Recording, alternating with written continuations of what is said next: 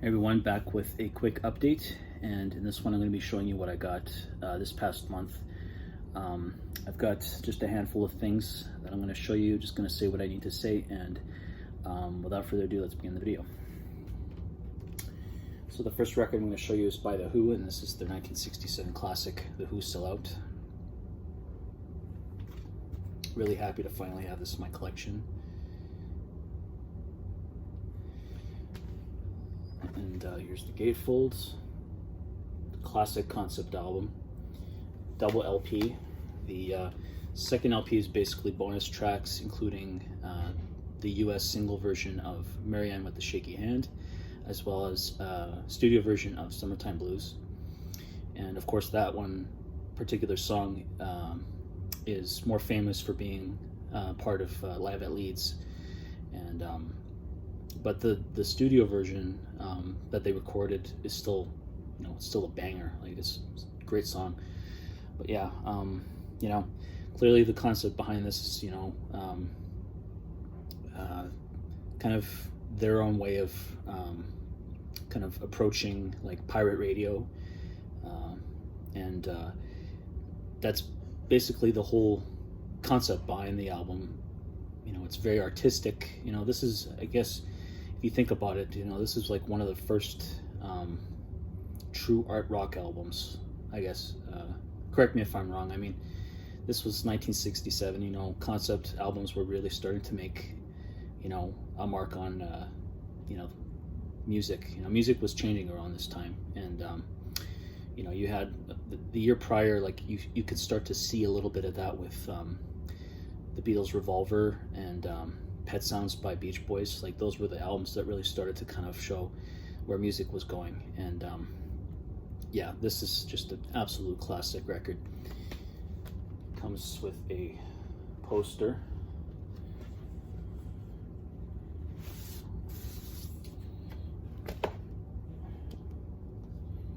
I'll do the best I can to show you it. It's rather large.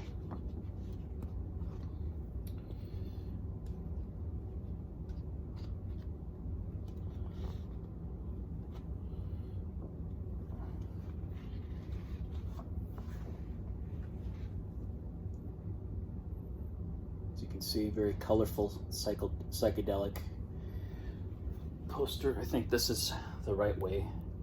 I don't know, really. I think I had it the right way, to be honest. But it says The Who Sell Out upside down, and then you have this female butterfly lady, whatchamacallit, caricature, the other way around. But yeah, really happy to have this record in my collection. Like I said, it's been a long time coming. Next up is by Frank Zappa and the Mothers of Invention. This is One Size Fits All.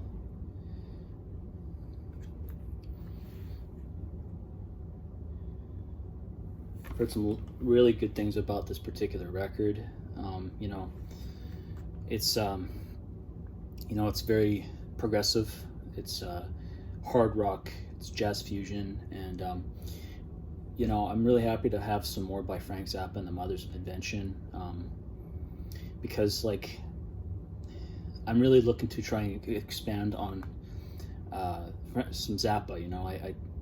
I've been missing out all these years because I guess I just felt so, I wouldn't say turned off, I just was never really crazy about his whole comedy approach to music, but as time went on, I kind of felt, he really is a talented musician. I love his experimentation, his whole approach to music, because I see it that, comedy is something that is very much used in, other artists' music. And, I thought to myself, you know what, I think it's about time that I've really explored his music, and of course the sound, or the music of, the Mothers of Invention, the stuff that came prior to when he went solo. Because he was actually between 1966, 67 up until 74, 75. That was when basically the Mothers of Invention were around.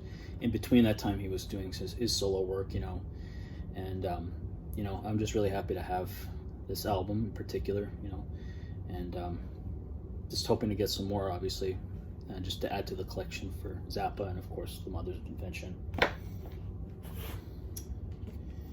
Next up is the album The Warning by Queensryche from 1984. This is their debut album. Now, their EP is very much rooted in just traditional heavy metal. It sounds a lot like Iron Maiden. They didn't quite find their sound yet. Jeff Tate didn't find his voice.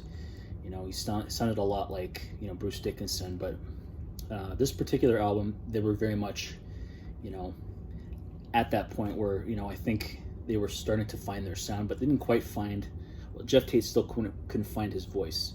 And yeah, you know, this is a very really good album. And I just actually discovered something interesting, is that Michael Kamen orchestrated, arranged, and conducted this album. So yeah, Michael Kamen, of course, is very famous for doing, you know, Lethal Weapon, and I think he even did the music for License to Kill, if I'm not mistaken. He also worked, I think, with Pink Floyd on the Final Cut. So yeah, but yeah, I'm really happy to have this album in my collection, you know, hoping to get some more by Queensryche in the future. And then finally is something I'm really happy to finally have in my collection as well, and that's Manic Moonlight by King's X. I mean, again, like I've said before about King's X, they're criminally underrated, and I'm just really happy to finally have this in my collection. Here's the gatefold, and it's on this really nice clear orange vinyl. Here's side A.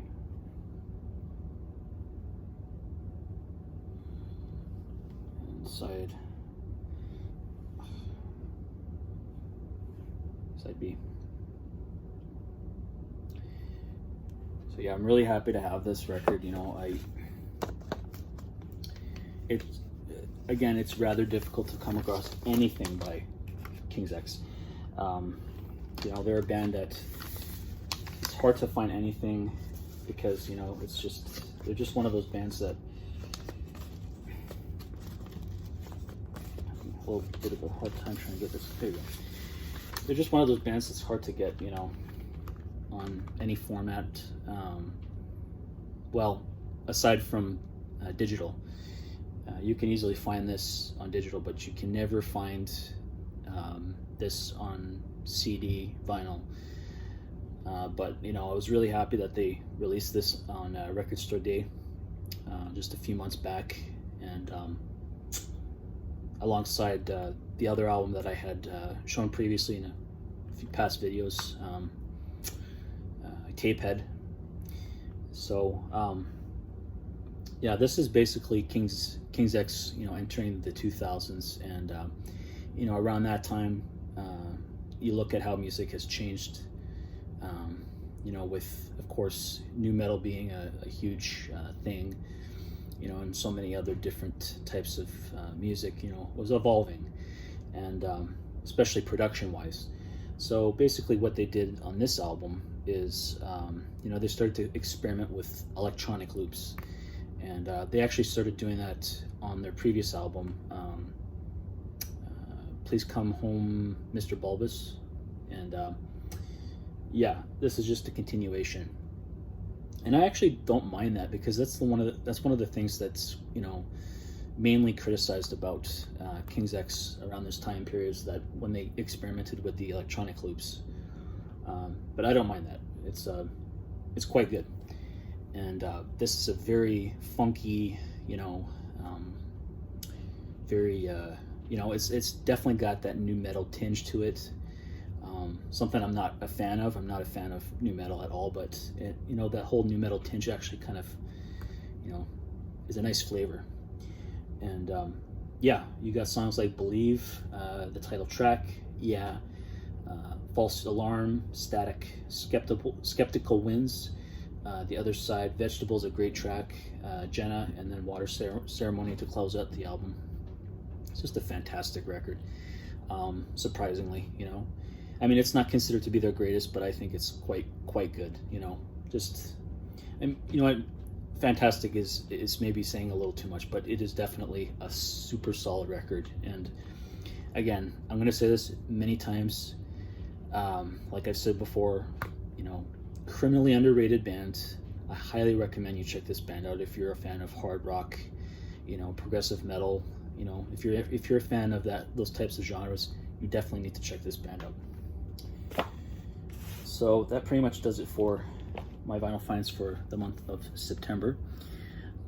Leave a like, comment, subscribe, let me know what you think, and I'll be back again, probably not for another couple months. I'm taking a little break from, you know, the record purchasing. You know, been doing a little bit too much of that, and yeah, I just need to save up some money. So don't expect me to make another video for, you know, at least another month. So who knows, I might have something else in mind to make for a video.